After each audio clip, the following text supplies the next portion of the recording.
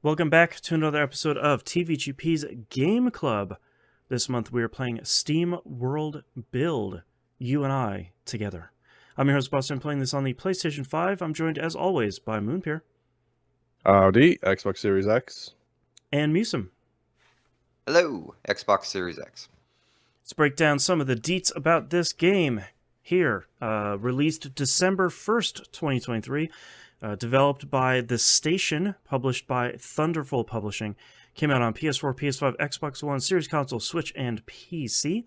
A short description of this game is it's kind of a mashup of two different genres. One is a city builder. You're kind of above ground city building, SimCity-like esque sort of thing. You get the idea there. And then once you meet the requirements, you go underground to do kind of a excavation Factorium? Yeah, that sort of thing, like almost a what is it called, where you have a turrets and you're doing the creeps are coming Tower at defense game? Yeah, like a sort of tower defense game sort of thing. That tells you how far that genre has fallen, the fact that you couldn't think of the name of the genre. I know. It has been I'm not a big balloons enjoyer, so I haven't played a tower defense game in a while, but after you unlock that, you're kind of bouncing between the two different styles of game as they sort of feed each other. Let's do time travel here. Metacritic 74, OpenCritic 77.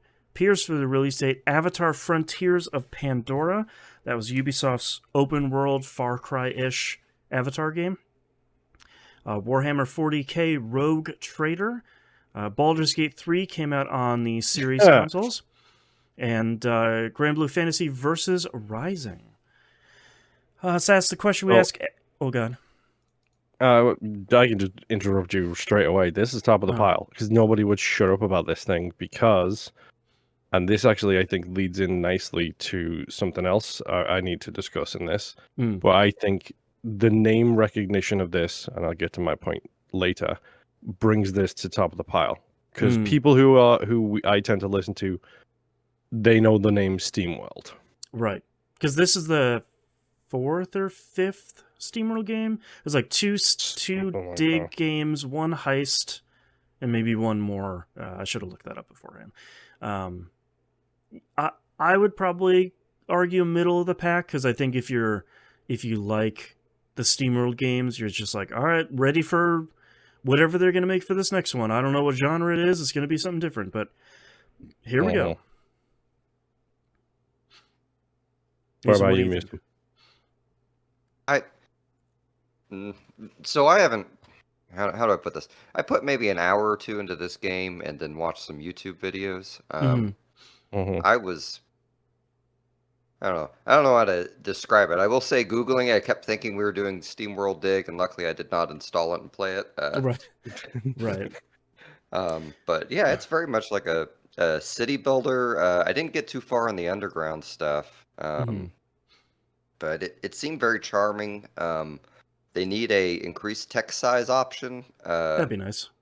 Because I had a real struggle with those tutorial text, and I enlarged everything it would let me enlarge, and I did not see what changed on the screen, if I'm being honest. Real quick before we dive into the game itself, this is where the spoilers start. Also wanted to mention our next game here at the top, in case you're kind of pulling the escape chute here. Next game is going to be A Short Hike. Came out on PC, OS X, Linux, Switch, PS4, and Xbox One. You might also own it already on something. It's on Game Pass. I think it was part of PS Plus at some point. If not, it's regularly on sale for like $1.50, and it's been in pretty much all of the Humble Bundles you can get your hands on. So check anywhere you can. You might already own it. It's a short little experience we're gonna play for the next month. 6 games in total, by the way, Boston. 6? Gosh. Tower Defense, Dig, Heist, Dig 2, Hand of Gilgamesh, which is Quest, and Build. I forgot about Quest. Okay. Because Hand of Gilgamesh is an incredible title. Yes, it is. I have zero experience with the SteamWorld franchise as a whole. Ditto. And I know the conceit behind it, which is they generally, Dig 2 being an exception, generally they take a game genre or type of game that is currently out there, and they make their own spin on it, and then they just throw everything to do with that development in the trash, and then make a brand new game for a different genre, like 2 years down the line. We made a digging game. All right. Anyways, now we made a card battling roguelike. It's like, sorry, wait, what? Yeah. They are highly regarded. Like, yes. I will say that. Like, most people seem to genuinely enjoy them, and the SteamWorld name brings a fair amount of cachet to the games, I would say. This is my first of them. Right. I've always meant to play Dig because I thought I would really like that. It seems like that's one of the better ones. I've been told Dig 2 is pretty solid as well by several different types of people. So let's just rip the Band-Aid off straight away. This game is fine. It is nothing truly special. It is frustrating beyond the pale at points. So my thing I took away, I beat this game in 16 hours, which is so long for one like run through. I don't want to call it a run because every time I call something a run, someone's like, "It's a roguelike." And it's not really or at all. But this is a one really map. one map, one level, level 3. This is a really good game that is continually pulled down by a million different things that are so blindingly frustrating about nearly every aspect of this game. It's so frustrating of an experience because it's like, man, had all these little things just been a little bit different or a little bit like there'd been a different decision, this would have been a really great game. But as it is, it's a good one that's just so frustrating. I'm on a listening to the archives of podcasts kick right now, specifically the old Waypoint Crew. Have either of you gents ever played one of the Anno games? Like the traditional Anno games? I'm trying to stay away from them because I know I'd love them. So I was listening to Rob Zachney talk about playing an Anno game. I can't remember which one it was. There's so many of them. Yeah. But he described something in that game. Pardon? I said he would be the Anno guy. Yeah, 100%. Yeah, of course. Yeah, it's literally right in his wheelhouse. Of course it's him. But he was talking about the mechanics of the game he was playing. He was like, oh yeah, this is very traditional for Anno games. I was like, hold on a minute. I happen to be playing SteamWorld Build right now. Is SteamWorld Build secretly an Anno game? Because the thing he talks about is peek behind the curtain here. We don't talk about the game, generally speaking. We don't message each other. We don't talk. We don't chat. We don't text about the game we're playing for Game Unless Club. we're like really stuck or something happens. Yes. Last week, there was a bit of frustration between myself and Boston was like, because first week of playing this, I jumped in our Discord channel and I put a note in there like, this game does something that I don't think I can forgive. And I didn't say what it was, but I just put that note in there. The community did a very good job of listing a laundry list of potential frustrations and like mortal sins that games put up. That was a great list. Yes, and weirdly enough, it wasn't any of them. No. Usually it'd be like, yep, it's that one. Nope. Yeah, it's that one. The thing that this game, and apparently is the staple of the Anno game, is just based on hearsay and me listening to someone talk about it, is the process in this game of when you get to a certain point and you need to upgrade your residence to a certain type of resident. The way you do so is you upgrade existing housing. So you can't just build a new house for the new type of person. You have to take the old house and upgrade it to the new house. Now, people listening who haven't played this might think, oh, that's not too bad. You already have everything there. The problem is the new type of person has a completely different set of needs to the people who you've just stolen the house from. Right. So You've therefore, that upgraded your house. worker house to like a scientist house, and the scientist needs different buildings than the worker did surrounding their house. So they're now unhappy in the place that they were happy in before. Exactly, which is very annoying because I made the same mistake that Boston made because Yep. this is the thing that we vented at each other about, or one of the things. We'll get to Boston's in a second. Yeah. But I made the same mistake Boston did, where it's like, okay, well, now I have to start building all these additional buildings within range of these buildings to keep two types of people happy. Right. And then after like 9 hours, I was like, wait, no, I'm just going to pick up and move this house to a completely different neighborhood now that I've upgraded it and have a separate neighborhood for this type of people. Yeah, it has all the scientist stuff over there. I'll just scooch them over there. Exactly. So then you upgrade, then you build the original house again in the original lot. Right. And then you still don't lose any population of the original now you're people. like shuffling these buildings all right, like clockwise around your town every time you need to upgrade something.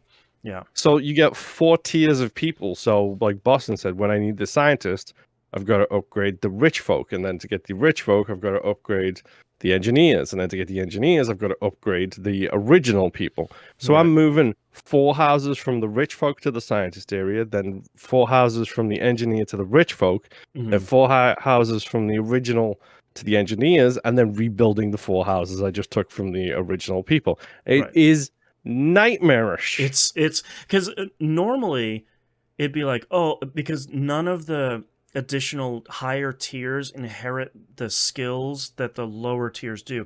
So you always have to have workers because they run X things, engineers run Y things, the rich people run Z things. So like you always have to have each one of these present in your town, and it's an interesting way to encourage city sprawl because there's no real other way.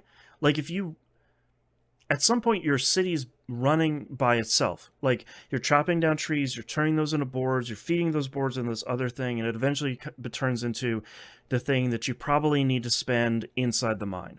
So like once you kind of have that set, you're good because nothing is going to cost 150 boards to build. It's going to cost 5, and then you're going to just build your board storage back up. So there's no reason to say, oh, I need to build more loggers to build more boards. Like there's no sprawl that way. Your sprawl needs to continue to expand by building more neighborhoods, I guess. And that's how you continue to build out your city. So what I'm hearing is the way because I got through the engineer upgrade phase, and I just kind of haphazardly started laying things out once like the second I did a cactus farm and I realized I was not going to make my perfectly square everything. Yep, 100%. Every time. I just gave up and started putting everything everywhere, and I'm like, oh, this isn't bad. I'll upgrade these guys here, and oh, there, okay, I'll add these buildings here, and I really wasn't even paying attention to what was where. So you're saying this is a nightmare formula I was making myself for later in the game. Yes. when it's just the workers and the engineers, it's not bad. It is actually fine and it's manageable. It's when you get the 3rd tier and the 4th tier that it becomes, well, now I just need to reorganize my entire town because everything is in the wrong place for these different types of people. Well, and the workers only need like 2 or 3 or 4 things to make them happy, and they have fairly large radii for where they will affect the buildings.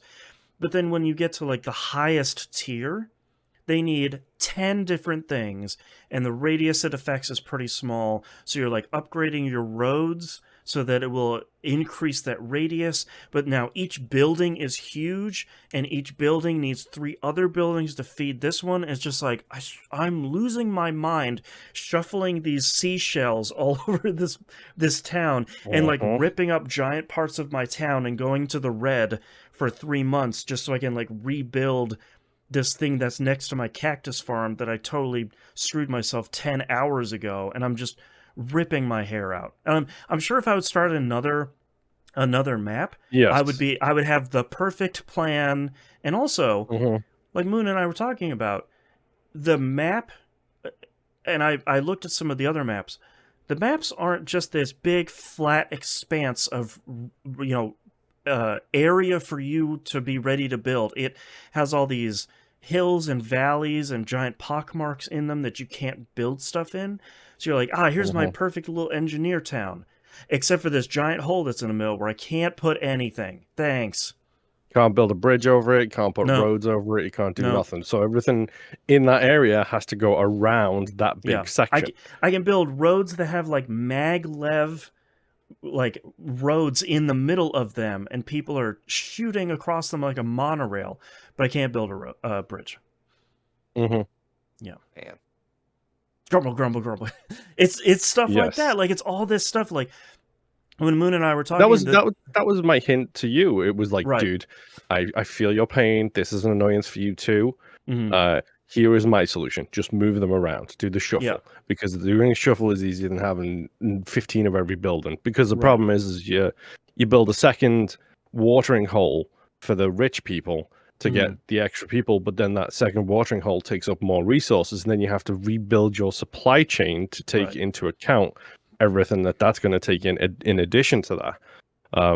So that was my solution to Boston. And if you're going to play this game and you don't care about the spoilers, that is my hint to you. Just do that. Move the houses. Move the houses. It was still a really frustrating experience, and playing on console, the controls were actually really good, but they are solid, yes. But to move stuff was still a lot of like, all right, we're slowly moving the stuff over there, slowly moving it over there. Speaking of supply chains, that was my big issue with this game. Is when you go to build, it'll say like, oh, now you can do scientists, and they, scientists are unhappy. They need you to build this fuel generating thing or something.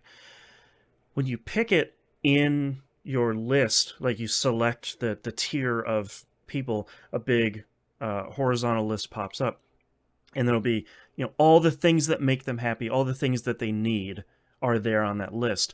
And then when you pick one of the icons, a tree will pop up of saying like, well, this thing comes from the mines and gets turned into this, and then eventually feeds into the thing you're trying to build. And then alongside it, this other thing comes from the mines, gets turned into something, and then gets fed into this. So you kind of have 2 or 3 different trees, like branches on this tree, that's all going to feed into this thing you're building.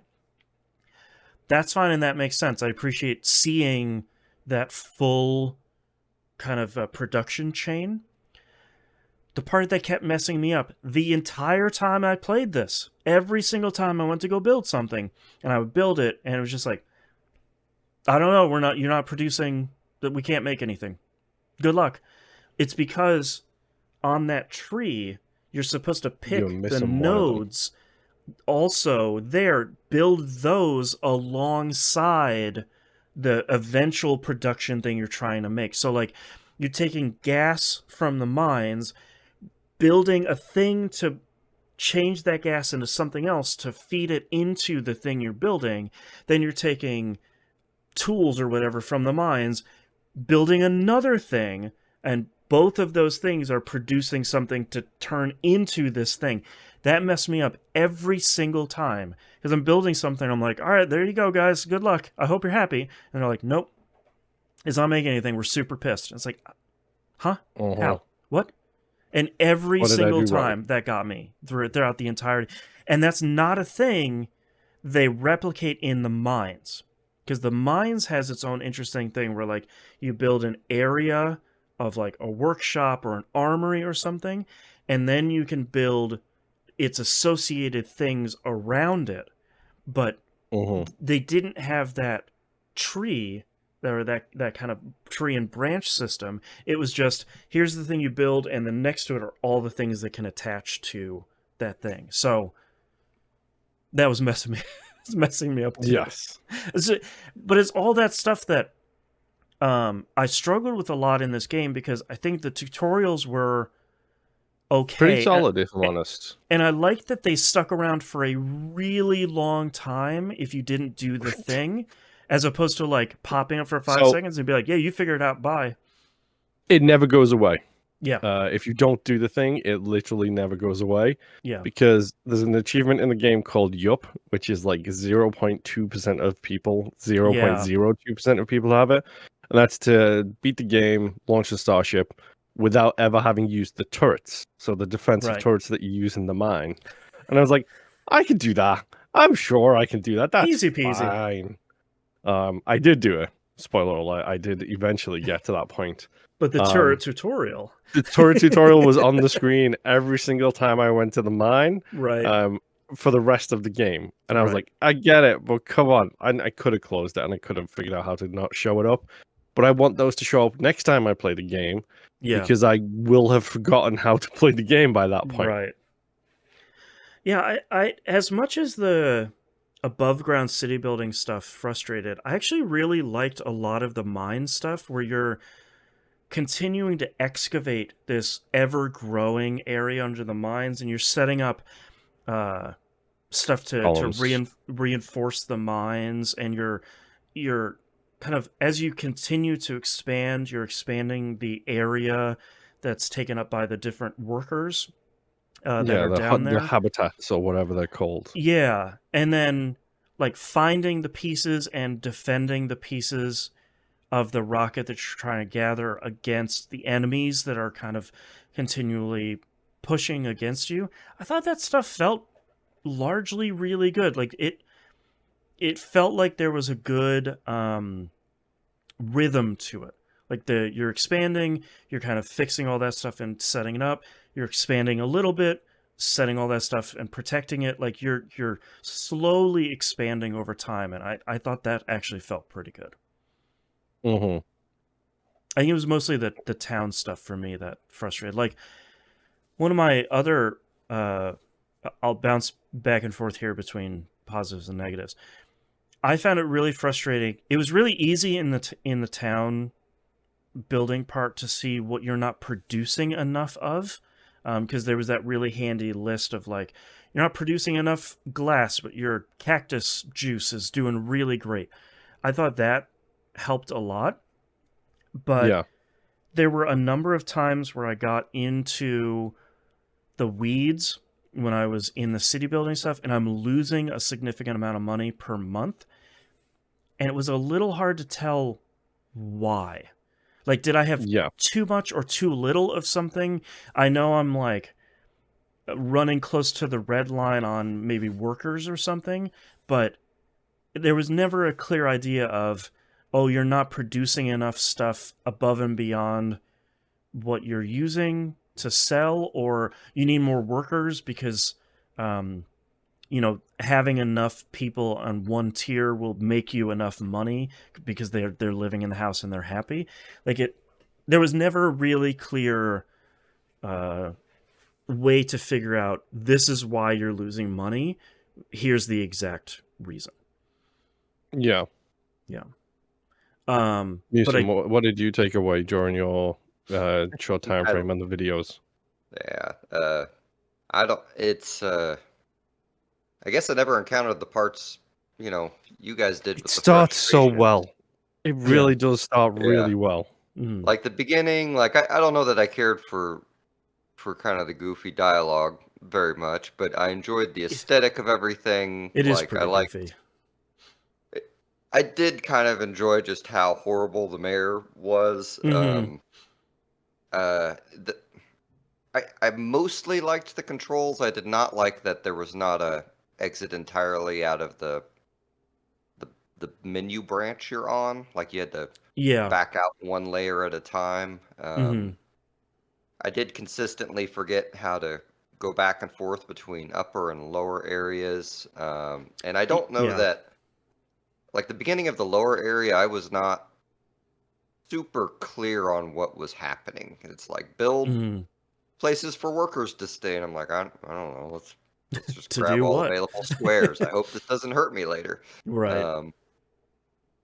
And at one point, I paused the game and didn't realize it, and I'm like, I don't understand why this building's not building. Why is Oh, nothing right. changing? Right.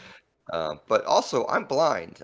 This game was very difficult for me to see the important parts of. Yeah.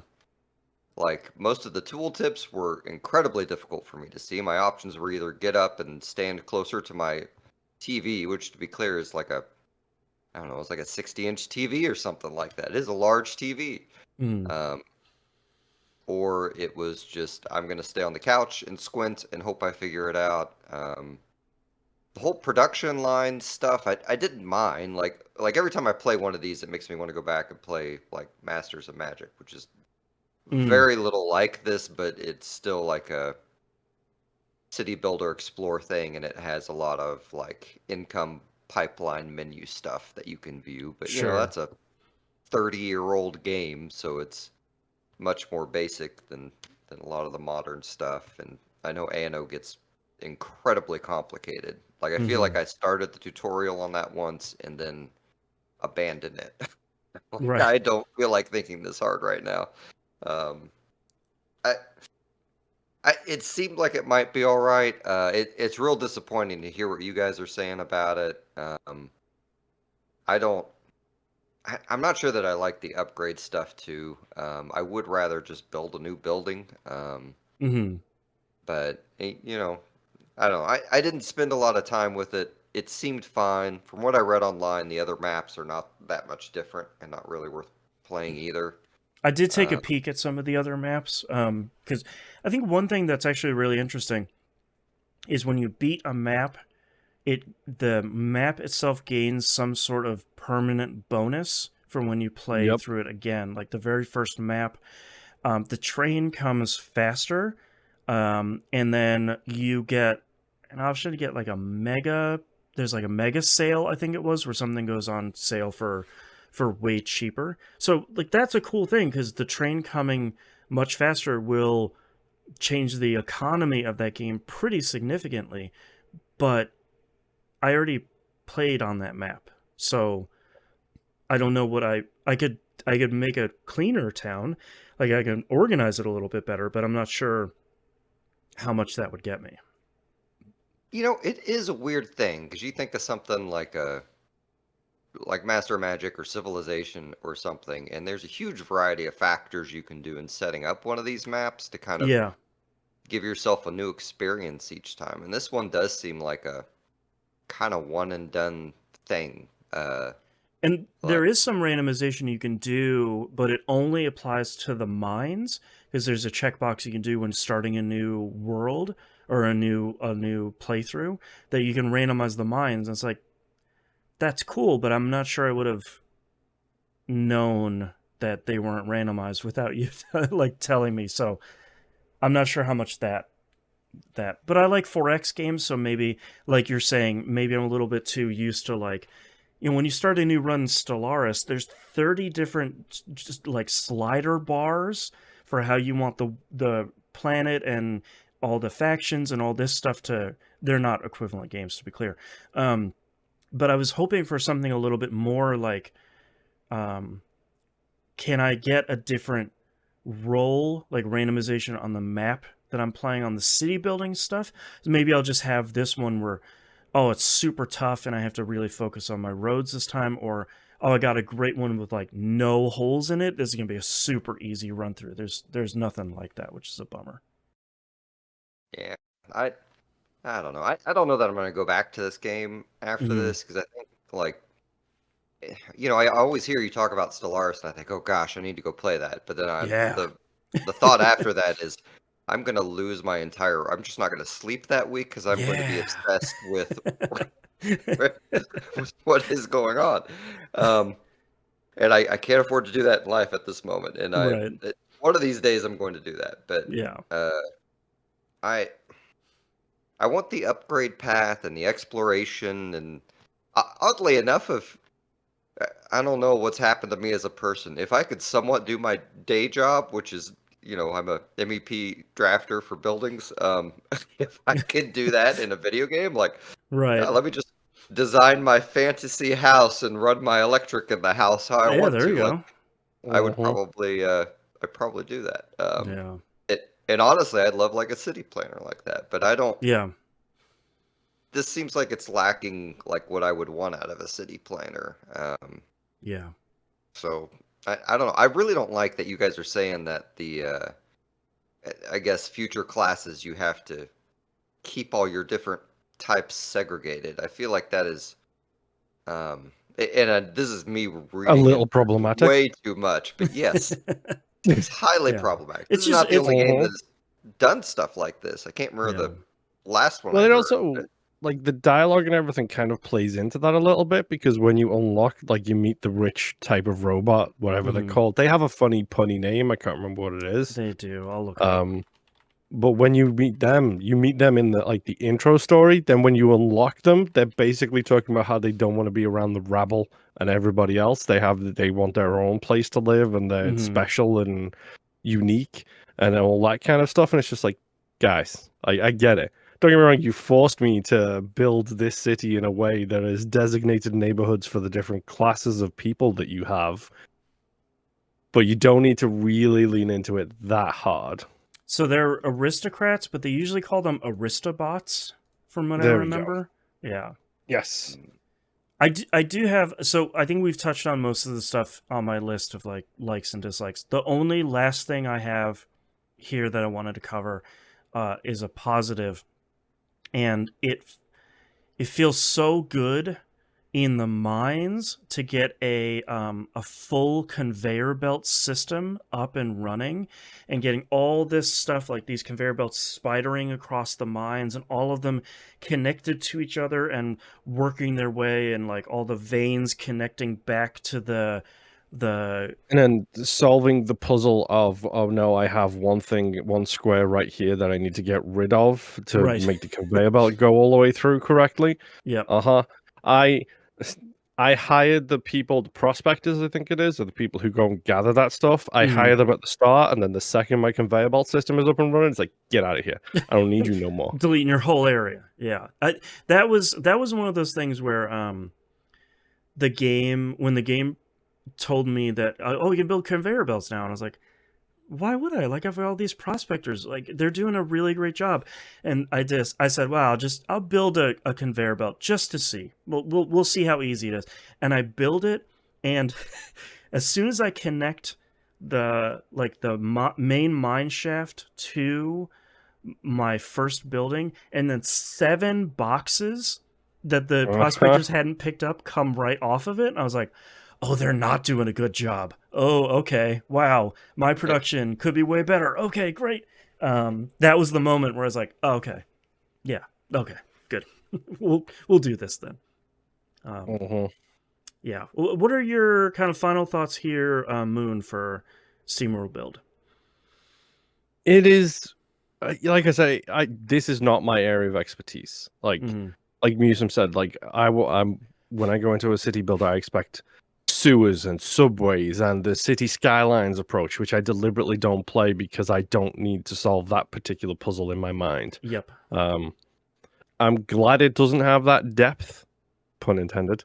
But at the same time, the city part feels super simplistic, with the exception of, what do you do when you upgrade the buildings? Well, I found a solution to that. It's move them all. It's right.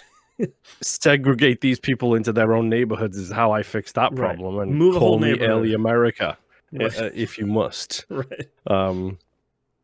But like that part was okay. The mines was interesting, but then once, like you said, it's so satisfying to get that conveyor belt up and running.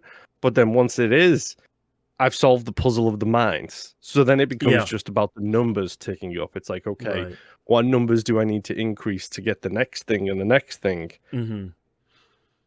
I liked it. It is fine, with huge frustration points along the way. The dialogue is funny and stupid at the same time, in a goofy kind of way. Yeah.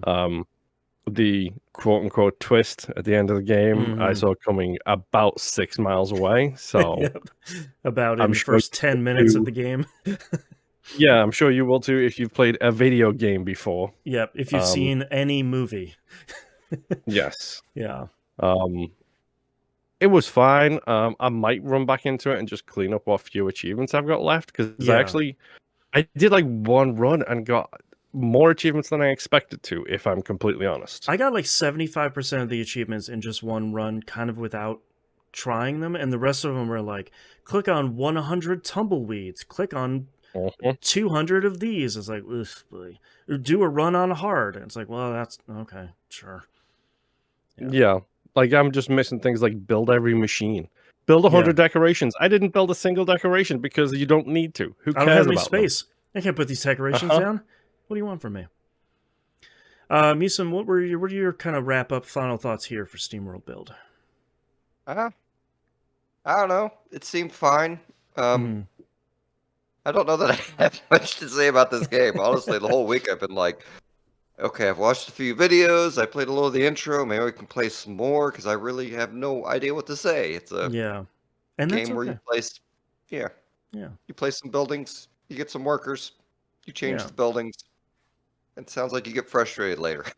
Yeah, I feel like that's my biggest thing about this game is I like it overall, and I finished a run, and after I was done with a run, they were like, all right, here's like 4 more maps you could do. And my first thought was like, okay, maybe I could do another map, and maybe I could do a different map, and maybe have a better layout this time, have things run more smoothly.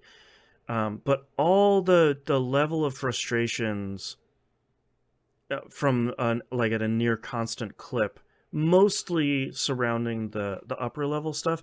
The lower level mine stuff I thought was actually really well done. And even when the game gets really tough in that bottom level, which those robots actually look really cool. I like the design of those quite a bit. It was still kind of a thing where it's like, I'm just going to throw more people at it. Yeah, solve the problem. Which isn't bad, but I'm not sure. Without playing the game on hard, I'm not entirely sure how different another run will be, unless I can kind of keep perfecting the formula as I go. So this is a really tough one because I think when you look at the overall, we talked about it's like a 74, 77 rating. That's probably about where I would land on it. Like, it's good. It could be a lot better with some stuff smoothed over, unless, like we're talking about with Anno, maybe that's just part of the genre that I'm not used to, and if it is, then that's fine. That's probably just maybe a genre I'll sort of stay with. I'll stay on the 4X side that has its own level of weird frustrations, and sort of stay away from the more intense city builder stuff. So that's SteamWorld Build. if you made it this far, you know the hot tips for running your town. So go forth and design a better town than we did, which probably won't be too hard, knowing what you know now. Quick reminder here that A Short Hike is our next game here. We'll be playing that for the month of February. Well, whatever's left here in February and into March. That's a short one that you probably already own, so go check that out. Hopefully you'll join us in playing it, and hopefully you'll join the Discord server. tvgp.tv. Hit over there, click the Discord server button, come join us, and it's a cool, small community, the best community on the internet, I've heard. So you can come join us, hang out with us, and talk about the game. Share your hot tips for whatever game we're playing. Thank you very much, everyone, for listening. We'll see you all next month. Bye! Bye!